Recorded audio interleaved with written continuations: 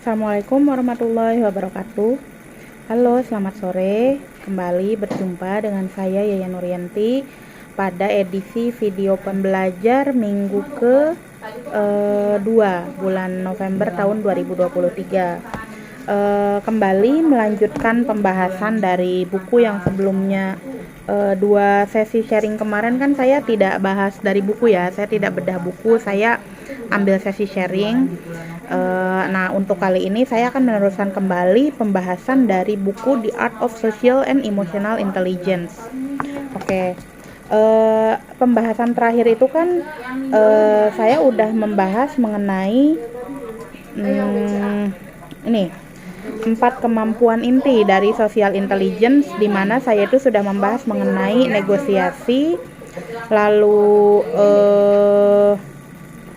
dari negosiasi terus saya sudah bahas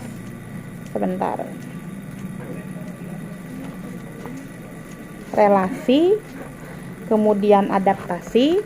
Nah, untuk kemampuan yang terakhir yang akan saya bahas hari ini adalah interaksi. Menurut Kimball Young and Raymond WM, interaksi sosial itu adalah kunci dari semua kehidupan sosial, karena tanpa adanya interaksi tidak akan mungkin ada kehidupan bersama. Nah, lebih lanjut, interaksi sosial itu diumpamakan sebagai suatu proses di mana setiap individu bertingkah laku dan bereaksi dalam hubungan dengan individu lain. Hal tersebut itu diperantarai oleh adanya proses komunikasi, di mana pesan dikirimkan oleh satu orang, kemudian orang lain memberikan respon. Nah, itulah proses interaksi di mana interaksi itu terjadi. Adapun ciri-ciri dari interaksi sosial di sini disebutkan ada 5. Yang pertama, pelakunya itu minimal 2 orang. Jelas ya, kalau misalkan cuma sendirian itu namanya bukan interaksi sosial ya. Jadi pelakunya minimal 2 orang.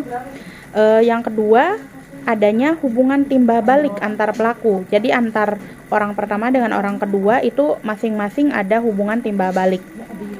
Yang ketiga, prosesnya itu biasanya diawali dengan kontak sosial, baik secara langsung yaitu kontak sosial primer maupun secara tidak langsung yaitu kontak sosial sekunder. Yang keempat itu adanya dimensi waktu. Adapun yang ada itu waktu lampau, masa sekarang, dan yang akan datang. Dan yang terakhir, masing-masing pelaku itu memiliki tujuan. Oke, apa saja sih syarat-syarat terjadinya interaksi sosial? Yang pertama itu adanya kontak sosial. Kontak sosial itu adalah hubungan sosial antara individu satu dengan individu lain yang bersifat langsung, seperti adanya sentuhan, percakapan, atau tatap muka. Namun pada era modern seperti sekarang ini, kontak sosial itu bisa saja terjadi secara tidak langsung dengan adanya kecanggihan teknologi ya. Biasanya melalui telepon, email, dan sebagainya, di mana perangkat teknologi tersebut jelas tidak membutuhkan hubungan fisik untuk mewujudkan suatu interaksi sosial. Lalu yang kedua, syarat dari adanya interaksi sosial selain yang tadi ada kontak sosial, yang kedua adanya komunikasi.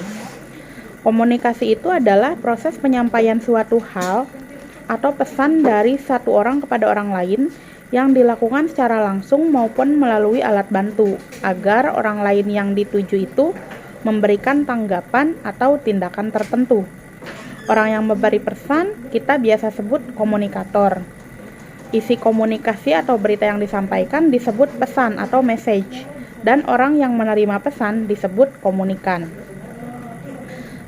Komunikasi ada 2 jenis ya. Yang pertama, komunikasi searah atau one way communication, yaitu komunikasi di mana komunikan hanya sebagai objek penerima pesan saja. Hubungannya itu bersifat searah. Contohnya komunikasi lewat radio atau televisi. Jadi si penerima pesan itu tidak bisa memberikan respon kembali. Dan yang kedua yaitu komunikasi dua arah atau two-way communication, yaitu komunikasi yang terjadi secara timbal balik. Jadi ada hubungan timbal balik antar keduanya. Misalnya proses interaksi belajar di antara guru dan siswa di dalam sebuah kelas. Oke, mungkin saya cukupkan dulu sampai di sini. Untuk materi berikutnya saya akan membahas mengenai sumber-sumber dan bentuk-bentuk interaksi sosial. Saya ucapkan terima kasih atas segala perhatiannya. Mohon maaf apabila ada kesalahan dalam penyampaian. Wassalamualaikum warahmatullahi wabarakatuh.